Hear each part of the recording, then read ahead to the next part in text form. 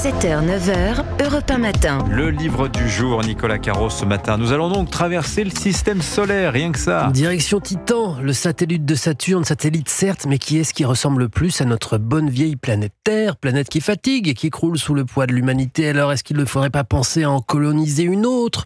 À partir sur Titan, c'est ce qui se passe dans Sister Ship, chez POL, signé Elisabeth Fillol. Sister Ship, c'est quoi donc? Et oui, les Sister Ships, ce sont ces navires jumeaux comme l'était début 20e le Titanic, l'Olympique et le Britannique, les bateaux de la White Star Line. Et bien là, ils ont le même nom, sauf le Britannique remplacé par le Gigantique. Et la différence aussi, bien entendu, c'est que ce ne sont pas des bateaux, mais des vaisseaux spatiaux capables donc de rejoindre Saturne. Je suis pas sûr d'embarquer sur un vaisseau qui s'appellerait le Titanic. Bon, c'est pas la porte à côté, Saturne non plus. Mais on est en 2097 et à ce moment-là, la technologie nous permet de le faire à force de multiplier les possibilités de propulsion, tout en ayant suffisamment de matériaux et de ressources encore pour les construire et les armer. Selon les spécialistes, c'est une petite fenêtre de tir, dernière chance pour les humains de conquérir une autre planète et de s'évader.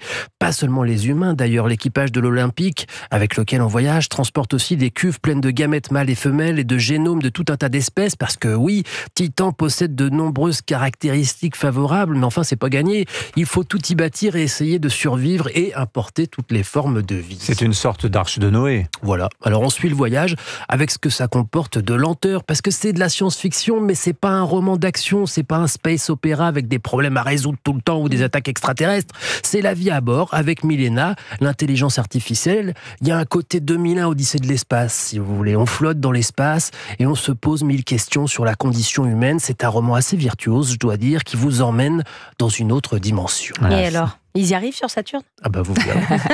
Sister Ship, donc Mais signé. ça se termine comme ça commence, je vous dis que ça. Bon, Elisabeth Fillol, Sister Ship chez POL. Merci Nicolas Carros. Le cinéma, la sortie incontournable cette semaine, Laurie Choleva, c'est le dernier Francis Ford Coppola. Mégalopolis, le film qui divise depuis sa présentation au dernier Festival de Cannes, mais c'est vrai que c'est à voir, c'est quand même l'œuvre de sa vie, sûrement son dernier film, il l'a financé lui-même, ça fait des années qu'il travaille dessus, 120 millions de dollars de budget et Francis Ford Coppola s'est ruiné pour réaliser un rêve qu'il mûrit depuis près de 50 ans. Rien que pour ça, ça vaut bien un petit ticket pour le ciné. Alors c'est compliqué de résumer Mégalopolis, finalement c'est lui qui le fait le mieux. Pour Francis Ford Coppola, c'est une fable de science-fiction qui fait de New York la nouvelle Rome afin d'en compter le déclin.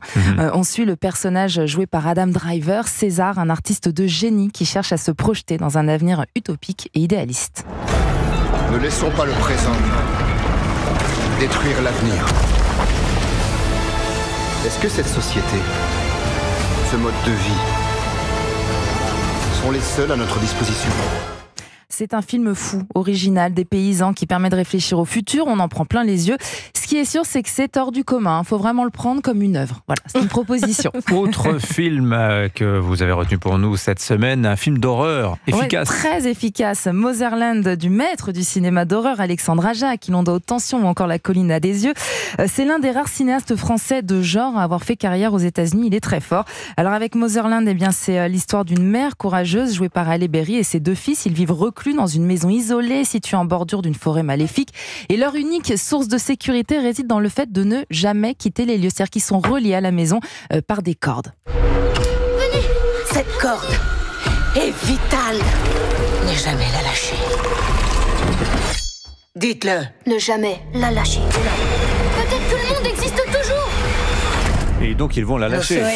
Il faut aller voir ce film pour comprendre toute cette métaphore sur le cordon ombilical, la notion de lien familial, l'emprise maternelle aussi. On s'éloigne vraiment du film d'horreur classique. Non, c'est très très efficace, très bien joué, très psychologique. Alexandre Aja, c'est le fils d'Alexandre Arcadi. Exactement. Voilà, pour ceux qui ne le connaissent pas. Je l'adore. Écoutez, je ne le savais pas, vous me l'apprenez. Voilà. Il a le même prénom, mais pas le même nom que son père. Exactement. C'est original. Voilà. Pourquoi pas. Merci beaucoup Laurie Choleva, merci Plaisir. Nicolas, merci Vincent.